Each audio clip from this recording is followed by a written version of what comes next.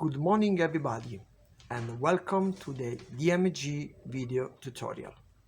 In this video I'm going to help you understand how to set the limit switch for the door operator. Please press enter and scroll down until you find the parameter doors. Then press enter and look for the parameter door A with limit switch.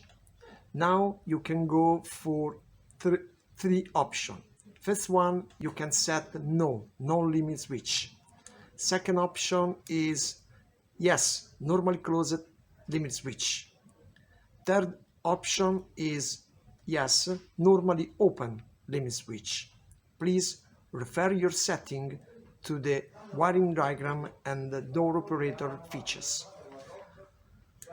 Don't forget that parameter need saving by going to the menu Rec Parameters. Press enter and save all the settings. Thanks for watching and see you to the next one.